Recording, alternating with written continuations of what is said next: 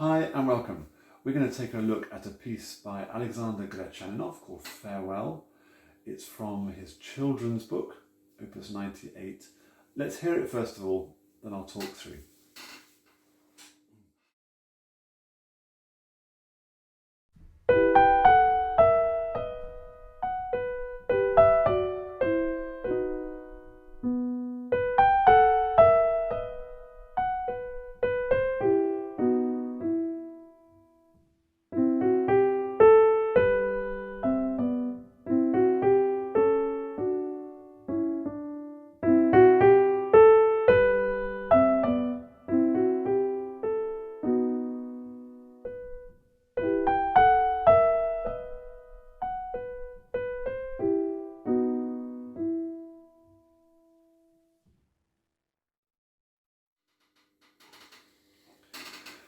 It's one of these pieces that sounds very simple, but there's more going on, as is the case with so many pieces.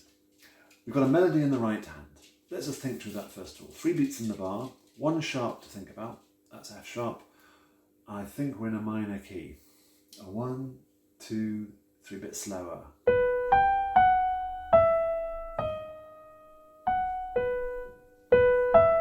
I quite like the second finger to start that second phrase. So definitely 2 2-bar phrases there. Then, sounds familiar, exactly the same as the first phrase. Another 2-bar phrase to bring us back down to E minor. So that all makes perfect sense. And if I jump to the end,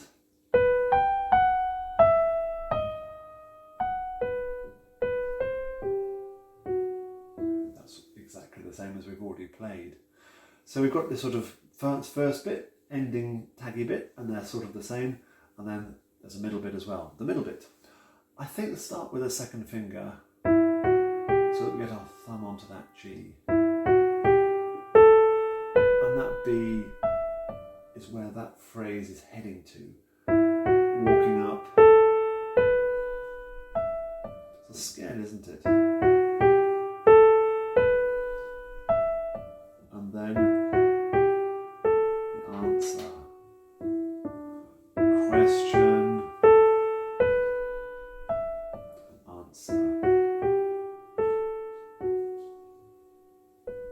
It itself leaves you slightly wanting some more music there. The left hand, meanwhile, has this accompaniment idea, really smooth.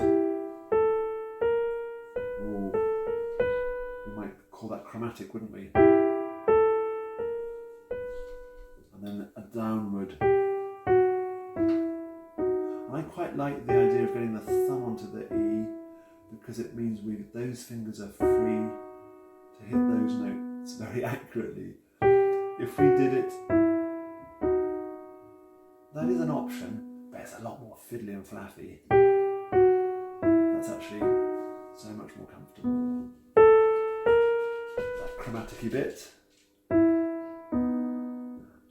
And do you notice the way at the end there, both hands are going to be playing the E? I would just play it in the right hand. We'll come back to that in a second.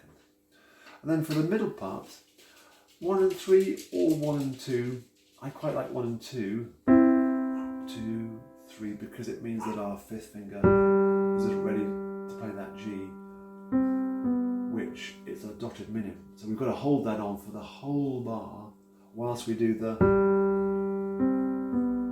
Okay, so we end up with 2 notes going on at once there. But 1 and 3 for that one, because we're gonna play that, so we need our second finger and thumb free. Then it repeats 2, 3. Holding on to the G. 1 and 3 for that bit. And the ending we already know. Let's just think it through now, once through, with both hands together. 1, 2, 3. I'll go a bit slower. They're contrary motion there, aren't they? Aren't they there? The right hand going down while the left hand comes up. It's a very effective way of writing. Start with the second finger there, thumb under left hand, so that we land. And as we hit that beat, our right hand comes up.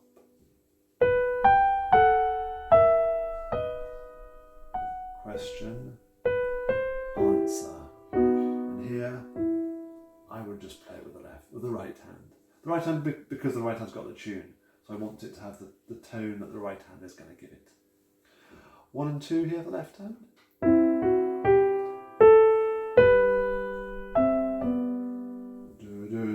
It's very subtle, but I think it needs to grow to that note a little bit less at the ending.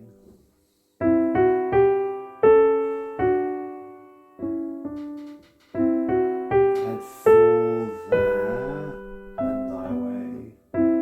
Head 4 there, before we get to the...